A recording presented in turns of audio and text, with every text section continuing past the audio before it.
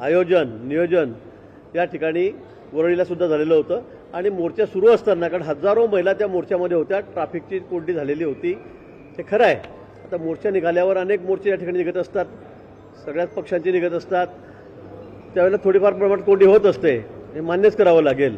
पण काल मोर्चा निघाला असताना आमच्या एक भगिनी एक महिला त्या ठिकाणी आल्यात आणि त्यांनी खूपच संताप आपला व्यक्त केला। त्या फारच चिडलेल्या होत्या आणि वाटेल तसं खरं म्हणजे त्या बोलत होत्या, त्यांनी तसं बोलायला नको होतं। तिथं त्यांनी काय सांगितलं, पोलिसांना कंप्लेंट द्यायची होती, मी त्या ठिकाणी होतो, बाईट देत होतो आपल्यासमोरच, तिथेही त्या आल्यात, तुम्ही असं कसं करू शकता, तुम्ही रस्ते बंद कसे करू शकतात, म्हणजे तुम्ही सांगू शकत नाही अशा त्या भाषेमध्ये त्या बोलत होत्या। तुम्ही ग्राउंडवर जा, आतमध्ये रस्त्यावर उतरता बिलकुल कामा नये आणि पोलिसांनी त्याला समजवण्याचा प्रयत्न केला, तेव्हा पोलिसांची ते फार म्हणजे जे नको त्या भाषेमध्ये बोलायला लागल्यात, त्यामुळे पोलिसही महिला पोलिसही त्या ठिकाणी आल्या होत्या। पण तो आम्ही अतिशय संयमाची भूमिका घेतली। मी त्यांना सांगितलं 10-15 मिनिटांमध्ये आम्ही रस्ता क्लिअर करतोय, आम्ही पुढे निघून जाऊ, पण त्या अजिबात ऐकायला तयार नव्हत्या।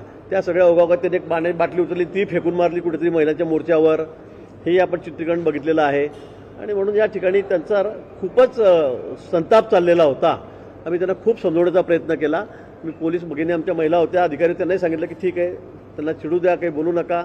आमच्या भगिनी काही संतप्त झालेल्या होत्या, त्यांनाही आम्ही सांगितलं की जाऊ द्या, बोलू द्या, त्यांना काय बोलायचं असेल ते, आणि 10-15 मिनिटांमध्ये मग त्या तिथून निघून गेल्यात। एवढाच तो त्या ठिकाणी जो प्रकार झालेला आहे। पण मोर्चा जो निघाला होता तो महिलांसाठीच निघाला होता, खरं म्हणजे महिलांच्या आरक्षणाच्या संदर्भातलाच तो मोर्चा होता, बिलाच्या संदर्भातलाच तो मोर्चा होता, आणि पण त्यांचा राग संताप हा खूपच अनावर झालेला होता आणि म्हणून त्या त्याबद्दल बोलत होत्या।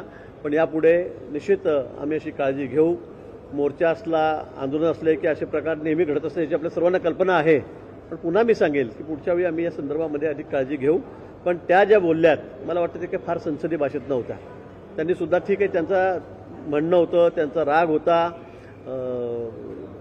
ते त्यांनी वेगळ्या भाषेने त्या मांडू शकल्या असत्या, तक्रारही करू शकल्या असत्या पोलिसांकडे, पण पोलिसांनीच आम्हाला